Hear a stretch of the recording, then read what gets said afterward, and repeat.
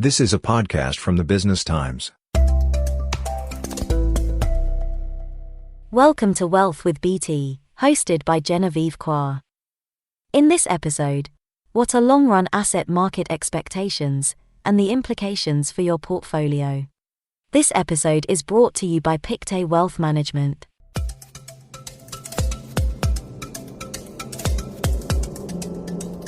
Hi there, everyone. I'm Genevieve Cua, Wealth Editor of the Business Times and host of this podcast, Wealth with BT. Today, we're going to talk about long-run asset market expectations and the implications for your portfolio. Long run, by the way, refers to a horizon of 10 years or longer. You may well think, well, that's too long. I have enough to deal with. What with so many short-term issues like higher interest rates, inflation, and the slowing economy? But the long run matters in many ways, particularly for your strategic asset allocation. If you pursue a portfolio approach for your investments, similar to what institutions do, your strategic asset allocation is the foundation to help you reach your financial goal, which may be to build retirement savings or a lasting legacy for your family. The strategic asset allocation is not supposed to shift very much. It shifts at the margins as you get older, for example, and your risk appetite falls. It may also shift as you near retirement and you expect to draw upon your portfolio for income and living expenses when you no longer work. It could also shift if markets move in such a way that you become over-invested in certain assets. If you're building a multi-generational legacy, your asset allocation is likely very different because you may not need to fund your immediate cash flow needs. Today we have a guest. He is Dong Chen of Pictet Wealth Management. I'll introduce him a little more fully in a minute. Many financial institutions publish a review of long-term capital market expectations every year to put the near-term and cyclical developments into a longer-term framework. This helps to guide clients' thinking and approach to their portfolios. These analyses help you to separate noise from trends that could last many years, and it may well help to keep you from making knee-jerk decisions that you could later regret. Pictet's publication is called Horizon. It's published annually, this year in June. Together with Dong, we're going to unpack this publication and give you some highlights. The big overhanging theme is scarcity. Scarcity of resources like commodities and energy, scarcity of population, which has huge implications for economic growth. And the third is scarcity of trust, which is reflected in geopolitical tensions. Already, I think you can surmise the implications there. A shortage of resources suggests inflation may stay higher for longer than it has ever been in the past couple of decades. Scarcity of population has so many potential impacts on economies and companies. Cost of labor is likely to go up when there are fewer people for jobs. And again, there is a flow-through there to inflation. In Asia, aging is a megatrend. We're very familiar with that in Singapore, but the reversal of China's demographics was pretty stunning. China's population shrank in 2022, and now India is expected to take over China as the world's most populous nation this year. As for geopolitical tensions, these are likely to shape and influence business too. There is one aspect that the Horizon publication points out where there is no scarcity. That's debt. Government debt is the highest it has ever been, and actually it's unsustainable. According to S&P Global Research, global debt hit a record of $300 trillion by 2022, or a leverage factor of 348% of GDP. This means the average debt per person is $37,500 against just $12,000 in GDP per capita. If you view that against higher servicing costs, as interest rates have risen, this has massive implications because the world cannot go on this way. There are some trade-offs, according to the S&P. More cautious lending is one. Overspending has to come down. Businesses have to restructure, and debt likely has to be written down. You may wonder, well, those expectations are for a long period of 10 years. How accurate would they be? Does anyone keep track of the forecasts? Horizon's 2023 edition is the 11th in the series, and Pictet can now look back over the past 10 years to see if it has read trends correctly and what might have been off the mark. In 2013, the market backdrop was very different. The euro area was coming out of a sovereign debt crisis. So what went right? Overall, the forecasts for fixed income, U.S. investment-grade bonds, German bunds, 10-year U.S. treasuries were very close to the mark. Interestingly, the forecast for private equity was also very close, something Pictet says may have been beginner's luck. But for some assets, Horizon was off base. U.S. equities did much better than projected, and real estate too. Returns from Asian equities came in below expectation. Horizon projected 9% in annual return, and the actual return was 6.4%. Now let me introduce our guest. He's Dong Chen, Head of Asia Macroeconomic Research for Pictet Wealth Management. Dong researches the macroeconomic outlook and economic policies of the Asia-Pacific, including Japan. He works closely with the bank's investment committee to help form asset allocation strategies. Thank you for joining us, Dong. Thank you. So, Pictet recently published its Horizon Report, which presents a 10-year view of expected asset class returns. If you were to distill the report's latest message or overarching theme, what would this be? Well, the overarching theme of this year's report is scarcity. So what we mean is that the world has moved from a state of abundance to a state of scarcity, which can be seen in many different forms. The most obvious scarcity concerns energy resources and commodities, especially following Russia's invasion of Ukraine. Although European countries have shown an impressive ability to quickly adapt to this new reality of cutting energy supplies from Russia, it remains to be seen if they can repeat the same kind of feat this year around, because this year's winter may not be as mild as last year. In the commodity space, we're also seeing countries scrambling to secure supply of some critical metals to produce semiconductors due to rising geopolitical tensions as well. And scarcity is seen in the labor market. Job openings has been outstripping applicants in US since the post-pandemic recovery. And also in Europe, we're seeing similar things as well. So tightened labor market is a widely observed phenomenon in many countries.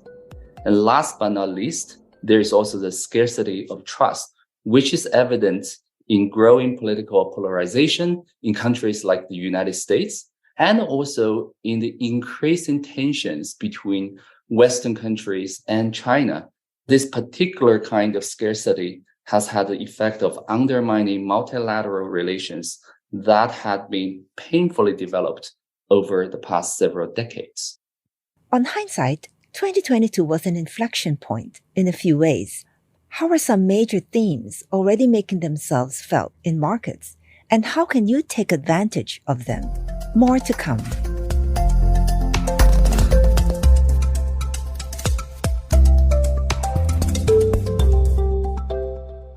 And now back to Wealth with BT, brought to you by Pictet Wealth Management.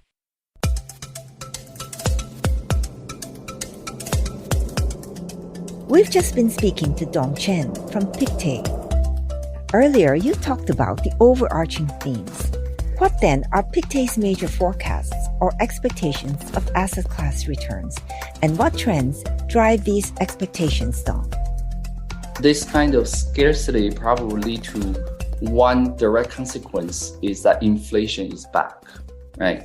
And this has led many global central banks to tighten their monetary policies by hiking interest rates. And as a result, we think that interest rate will likely stay higher for much longer. And this will have very profound implications to asset returns. One example is that after years of negative interest rates, the return on cash deposit has become positive again. And more interestingly, the real rates after taking into account inflation and for cash and cash-like instrument actually is also turning positive. So cash could therefore once again be considered an asset class in its own right, rather than just a place to park the money before finding attractive investment opportunities. And another related issue is that we believe the steep increase in bond yields since 2022 actually represent a regime shift for fixed income. And this kind of trend probably will not reverse anytime soon. As a result, we will forecast long-term government bonds in most developed markets will likely continue to offer handsome positive yields. In terms of stocks, we expect global equities to generate an annual return in the next 10 years that is slightly higher than what we had expected previously because of the lower valuation after last year's correction. However, at the same time, we also recognize that higher interest rate and rising wages could weigh on corporate margins going forward and their profitability by extension. So our forecast actually take into account the possibility of a decline in margins for most DEM equities over the coming 10 years, with the impact set to be more meaningful in the US than in Europe. So what do you see as the major themes that investors should be mindful of? We think the first theme is that scarcity of natural resources and labor will weigh on global growth potential. Increasing competition for natural resources and dropping working age population across most major economies will be a major issue in the coming decade. And the second is that higher inflation is a new normal now. While the post-COVID surge in prices is being unwound at this point, we believe inflation will likely remain structurally higher than before the pandemic because of multiple factors such as demographic changes, the cost of energy transition, volatile raw material prices, and deglobalization. That said, we also recognize that higher productivity could boost potential growth and mitigate inflation in the years to come. For example, recent developments in artificial intelligence and the transformation of work from home industries have raised some hope of fresh boom in productivity. But that really depends crucially on governments and private enterprises' strategic investment in relevant sectors, where we think artificial intelligence could be an important driver. And another major thing is that the global economy will likely change from the so-called monetary dominance to geopolitical dominance. What we mean is that after years of aggressive policy experiments, the significance of central banks to the global economy will likely be dwarfed by increasing fraught geopolitical environment globally, marked by decoupling, friendshoring, and strategic rivalry. And the latter's impact on the global economy could become much more obvious going forward. So here's the big question. After hearing all those themes, what are the implications for portfolios? Or rather, how should investors act on those themes? From a portfolio construction perspective, we see at least the following implications. Number one, the traditional 60-40 portfolio is back. A 60-40 allocation usually involves splitting the investment portfolio between 60% stocks and 40% bonds. Our forecasts show that bond yield will remain higher than in the past, and this suggests bond will once again be a viable source of positive real income and a potential buffer against downside risk in equities. And another one is that higher interest rate also means central banks will have more room to cut their interest rate in the event of recession or financial crisis. And equities are looking more attractive compared with last year due to the fall in valuations as well. So the combination of these factors means that markets could potentially offer better long-term returns over the next decade than we forecast last year. The second is that the endowment style investing retains its potential. The so-called endowment style investing is characterized by a focus on the pursuit of superior long-term returns and ability to tolerate significant short-term volatility. And this involves significant investment in alternative assets at the expense of more liquid instruments like stocks and bonds. We also expect the endowment approach will continue to generate solid returns in the years ahead in a climate marked by higher interest rate and more volatile inflation than before. Thank you, Dong, for joining us and sharing your perspective. Thank you very much. When we're in the midst of market volatility and what seems to be major turning points, it can be hard to separate genuine trends from market noise. I hope this episode has helped you to see market developments within a longer-term framework. Until the next episode, thank you for listening. This episode of Wealth with BT was brought to you by Pictet Wealth Management. This is a podcast by the Business Times. Find more BT podcasts at businesstimes.com.sg/podcasts or wherever you get your podcasts. This podcast is meant to provide general information only.